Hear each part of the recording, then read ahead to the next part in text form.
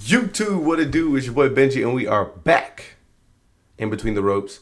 Hey, look, before we get into anything, I just want to go ahead and thank y'all. I just got to thank y'all because we are at 500 subs. Oh my God! Y'all showing love. I can't even lie. Y'all showing love. I appreciate y'all. Shout out to y'all for joining the community, joining the Benji game, man.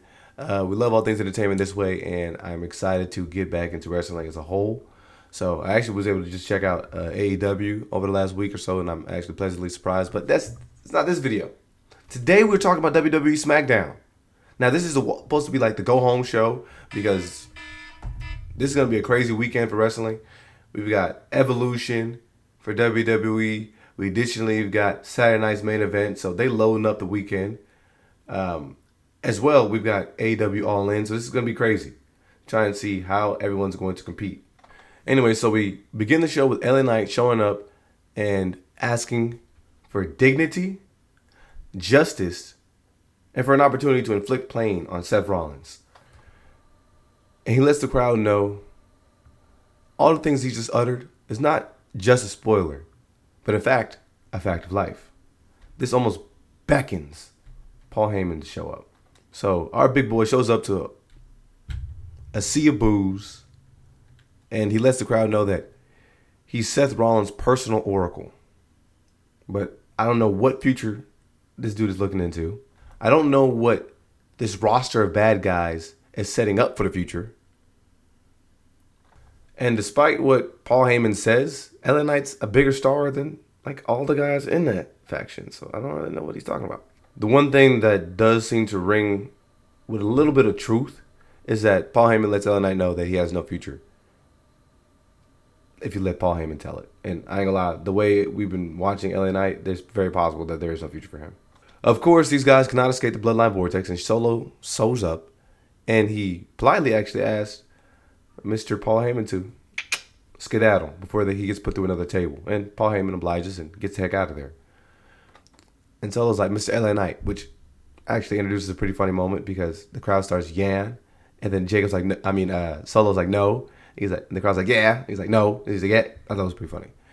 Anyways, he lets LA Knight know that he's now the U.S. champion and has beaten the guy that everyone is afraid of, Mr. Jacob Fatu, who actually beat LA Knight at WrestleMania. Of course, LA Knight is stubborn, and for some reason he has like a problem when it comes to like a numbers game. Like that's all we've been continuing witnessing from this dude. He just allows numbers to converge on him. He doesn't seem to go in anything with a little bit of sense. But even though this dude's outnumbered, he still wants to fight. Luckily for him, Jimmy Uso shows up, slides the chair into the ring, and these guys start beating on the MFTs. Tala Tonga does look pretty menacing. Out of all these guys, I ain't gonna lie, he's legit. But Solo does not allow Tala Tonga to get in the middle of this fight. And this kind of reminds me of what he was doing with Jacob Fatu before he let Jacob Fatu off the leash. And so, yes, if you did have to bet some money, this was going to turn into a match later tonight. We then got a backstage segment in which Alexa Bliss asked Charlotte for support for the match coming up, which is supposed to be a fatal four-way of all the tag teams that are going to participate in Evolution this weekend. But they're going to have a representative from each tag team fighting in a fatal four-way match on SmackDown.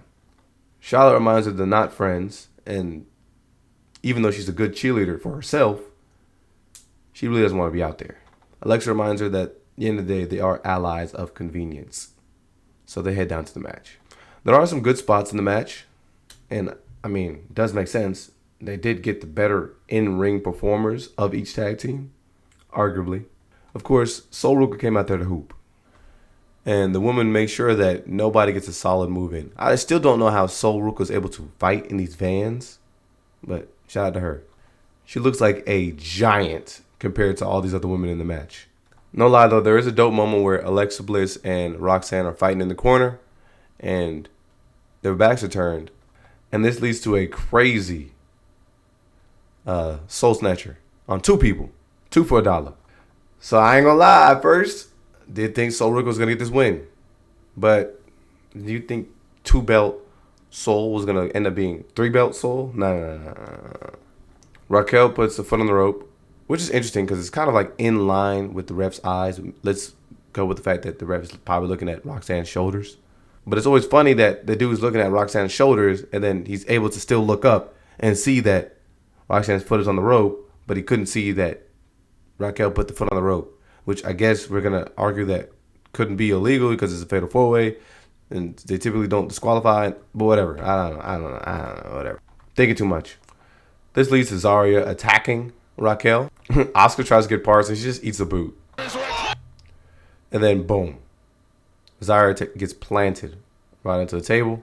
And strangely enough, I think Charlotte gets a pop. But she throws Raquel out of the picture. And then this leads to Alexa Bliss countering the insane elbow and hits an ugly Sister Abigail. I have no idea what that was. But they win. We then got the Street Profits matching up against the Wyatt Six again. And I think a lot of us expected what was going to happen here. There was a point where Dawkins just starts turning up and wrecking house in this match. We even got Big Dawkins hitting a swanton bomb that Joe Gacy kicked out of. Can't lie though, interestingly enough, the Wyatts start doing some heel stuff and interjecting themselves into the match in order to influence the outcome, which I think is what these guys should be doing. I don't know in what world it makes sense for these guys to be presented as faces. So hopefully they kind of lean into this more. Anyways, Dawkins is taken out and this leads to championship belts changing hands. I'm not mad at it, but I am a little upset because we didn't really get to see the Street Profits develop much as, like, you know, their characters are supposed to have grown. I mean, we literally saw them interrupting and interjecting themselves into matches in order to try to prove a point. And then when they get the belts, they just kind of walk around and act like, you know, they have the belts. So nothing really developed of these guys character-wise. And then the Wyatt Six, if you just started tuning in, you would not know who these guys are. If you started tuning in 5 weeks ago, 5 months ago, you really wouldn't know what the heck is going on with these guys. We haven't heard them talk about anything. We have, like, nothing at all. Okay. Maybe now the champs will get some information from them. I don't know. Obviously, this does not lead to the backstage, or I guess the rest of the division being any happier, being a little more excited. Nah, these guys are upset. They all freaking out because the worst case scenario just happened. Funny enough, we get Andrade and Rey Fenix interjecting themselves into the conversation, and they believe that they deserve the first chance at the tag titles, which is cool. It's refreshing, but everyone's not happy about that, and so this leads to a bunch of arguing, and everyone's gonna run and try to tell the GM what the best case scenario is for them or for the tag team division as a whole. And then the show just gets super silly. So yes, SmackDown is now 2 hours, but for some reason, in the middle of a 2-hour show, a 2-hour wrestling show, we have a Jelly Roll performance. So we're making time for a Jelly Roll performance and a walk-off show before you have not one but 2 PLEs this weekend.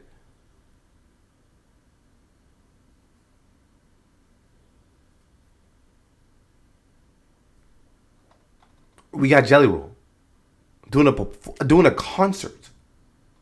There are plenty of people backstage in the midst of a 2-hour show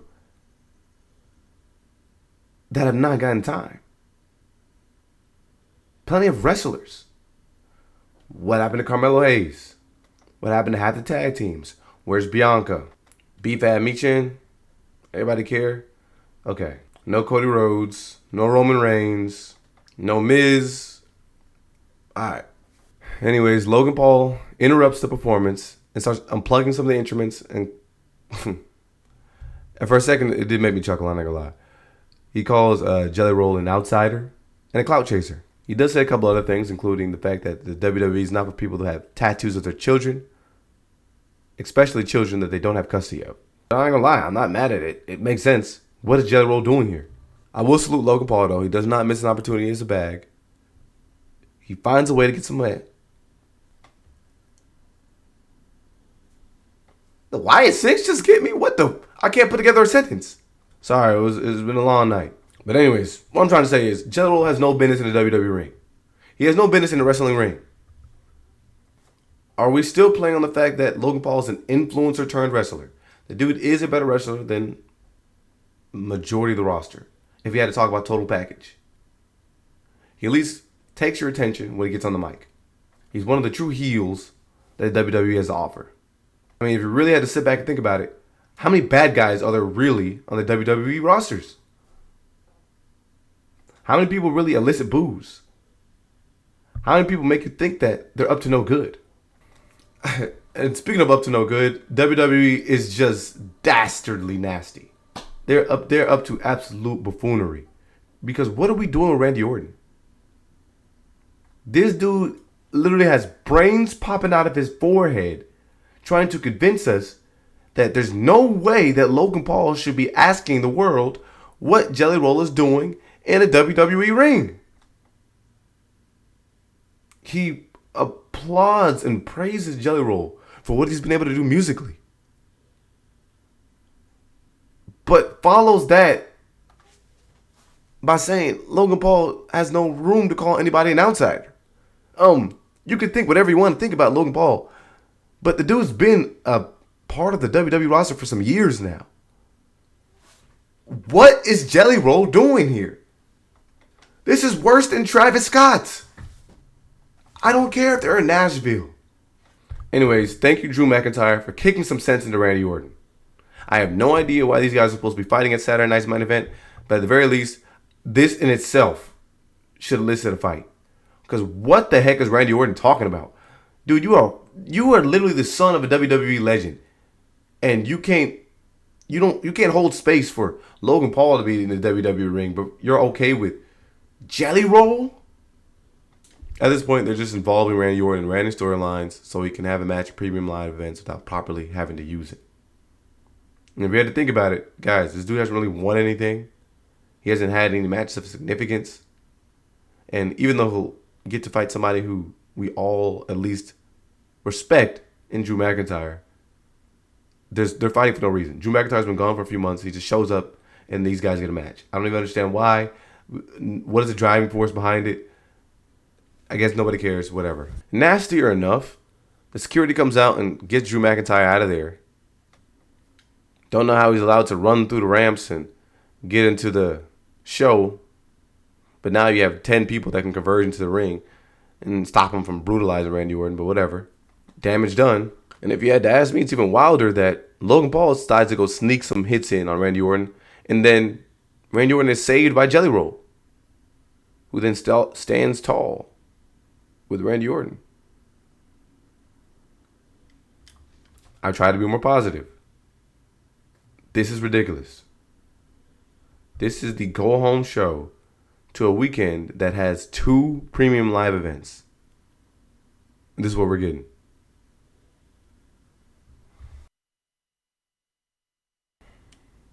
The next match is R-Truth versus Aleister Black. I don't really know what we're calling R-Truth, but it sounds like we're calling him R-Truth. Looks like Ron Killings kind of just came and went. Look, guys, WWE fans, you did a great job trying to bring R-Truth back, but he's been squandered as a character. Again, it didn't take very long at all. Another opportunity for WWE to capitalize at a crazy moment. And again, they did not. It's going to show you that the people that are backstage writing, the people that are backstage producing, they had no idea what they're doing. I will give them, at the very least, they have ability to make a moment that captivates the crowds and the fans' audience. I'm sorry, the fans in the audience attention. But they don't know what to do afterward. It's like they're able to get everything built up to this crescendo, this climax, but then they don't know where to go afterward. It's like, I don't know what we're supposed to do. It's like you can draw up a great play, but you just don't understand the finish. We're able to get you guys wide open for the shot, but what do we do? How do we shoot a basketball? It's like makes no sense, you know? It's like you're running all the way to the end zone, and then you just drop the ball. But these guys are fighting. Doesn't really matter to me. I mean, again, we have 2 premium live events this weekend. Why are these 2 guys fighting? I have no idea. It doesn't really matter. R-Truth decides to grab a chair in the midst of the match and brings it to the ring. Black is able to wrestle the chair away. And it looks like for a moment he's going to use the chair. He and the ref argue, and the ref snatches the chair. Truth takes advantage of the nonsense and is able to roll Black up. This infuriates Aleister Black so much, he decides to follow R-Truth backstage to where he's interrupted by Damian Priest, who calms him down and says, don't attack him.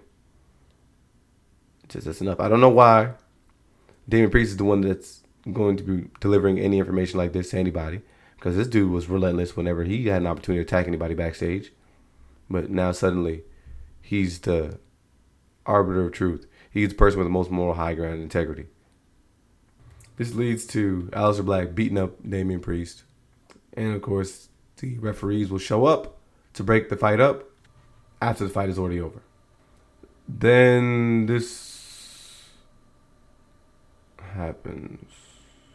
If you had asked me, I don't understand why we're forcing a feud. I understand that we're trying to bring back, people who are staple pieces in the women's division throughout the years. Trish Stratus is integral in adjusting the perception that a lot of wrestling fans had about women, and the ballets becoming performers. But why are we forcing a feud here? It's like Tiffany is even turning heel in the midst of this. She mentioned that she picks Trish Stratus for this title match at Evolution so that she could be considered the greatest of all time. She says she's already beaten Nia Jax and Bayley. So this would be the moment that would make her to go. Her beating Trish Stratus, who's 90 years old. I mean, if this was like boxing, maybe I would agree. But the roster is only so big. And even in kayfabe, y'all wrestle every week. You're going to end up fighting somebody again. And you could easily beat somebody who isn't better than you. For example, Jey Uso beat Gunther. But Gunther's up in the series. He technically won the series 4-1. Or 5-1. It's like a walk away at this point. But I have no idea what Tiffany Stratton is talking about. I literally, since he's gotten the belt, almost everything she's been saying on the mic has been absolutely nonsense. What is she talking about? There's Jade Cargill, Bianca, this new version of Naomi, Alexa Bliss. What is she talking about? She's beating everybody. Not even true. And then if you really had to think about it, there's mad people you haven't even beat just on the SmackDown roster. How could you just be considered the GOAT? You haven't beaten Rhea, Io. You haven't beaten anyone. What are you talking about? That's how underdeveloped the women's division is, that at an all-women's pay-per-view, you have no people backstage that have been built up sensibly to fight against Tiffany Stratton. That you had to bring somebody who hasn't wrestled in years, Trish Stratus, out. And if you really had to think about it, when's the last time we've seen Trish Stratus in the WWE ring? Oh, that's when these two teamed up as tag team partners. And that was just a few months ago.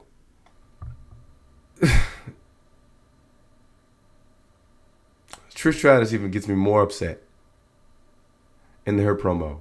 Because she's like, you mentioned that you need to beat me to become the greatest of all time. I already am the greatest of all time. How is she the GOAT? Has anyone referenced her as the GOAT? Let's just think over the last year, 2 years. Has anyone referenced her as the GOAT? Where did this even come from? And if you really had to think about it, Charlotte has held these titles way more than Trish has. But it just gets dumber. Tiffany talking about, yeah, I remember you're pretty good because I actually watched the VHS tapes of you. Which is, I guess, enough to make a couple people in the crowd chuckle. But again, you tagged with her a couple months ago. Why are you acting like you've never seen her wrestle? This does lead me to a larger point, though. What is WWE doing? you're at the point where you have to rely on the blast from the past to make anything worth to have any intrigue on your product. I mean, let's think about it right now. All the cards revolve around John Cena. It's like 50. Cody Rhodes over 40. Randy Orton over 40. I mean, The Rock over 50. And now you got Trish Stratus.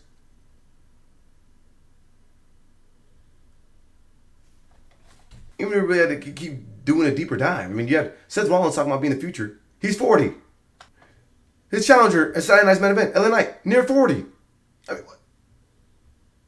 I have no problem with a lot of the guys being this age. I understand that it takes time to build equity up in the wrestling world. But is this what you're going to rely on? Majority of your roster being nostalgia acts? What are you going to do after John Cena tour is finally over? What are you going to do in the SmackDown Women's division when Trish Stratus goes home? What are you going to do for Goldberg? And it makes no sense. Gunther's supposed to have a match against Goldberg. This is supposed to be Goldberg's last match. Goldberg is like 90. What does this do for Gunther? Let's say Gunther wins. Awesome. Some of the last people that you've beat: Jey Uso, Gunther, Tozawa, and Pat McAfee. This is our ring general. This is our Matt Goat. What does this even do for him? Now, let's put this odd scenario in front of us.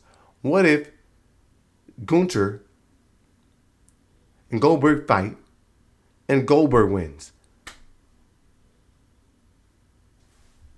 And something that's been billed as Goldberg's last match, what does he do now?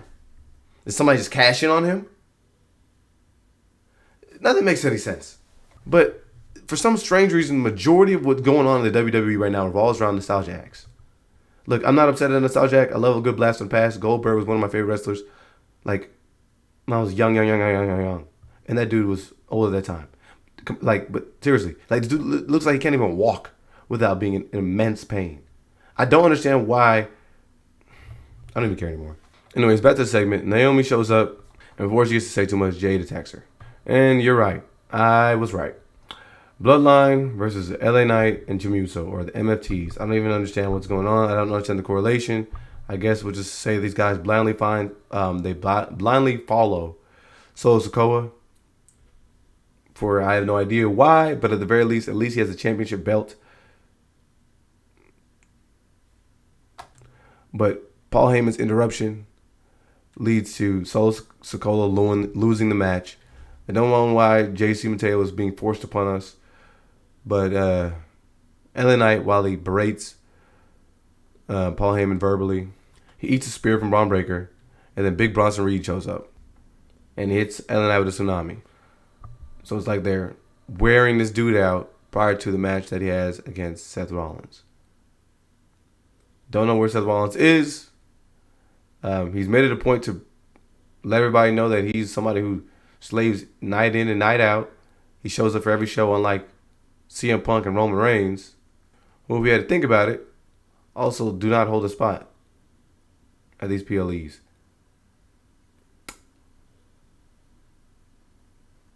So if you really had to think about it, the majority of the matches that are going on, I don't even know.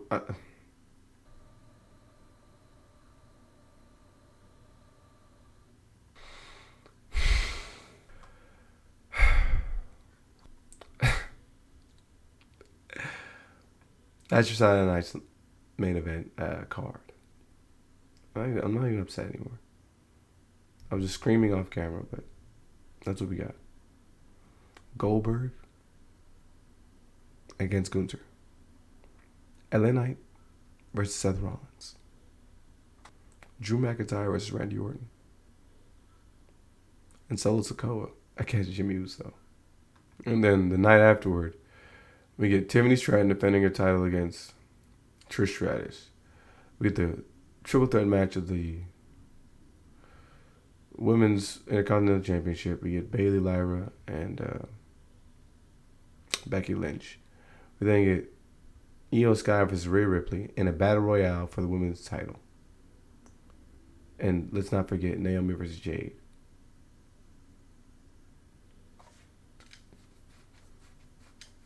This is a card that we spent like maybe 2 weeks developing. And this is supposed to be a monumental moment for all the women in wrestling. And for all of WWE. If I had to give you guys my quick predictions, Bayley wins Intercontinental Championship. Tiffany Stratton retains, but someone's going to get it in the mix of their match. So she's going to have a new competitor. Rhea Ripley beats Io, and Naomi wins against Jade Cargill. Now, I will say, interestingly enough, there could be some parity or a little bit of surprises that we could see in the midst of the Battle Royale. I think Stephanie Bacchera is going to win, though. So,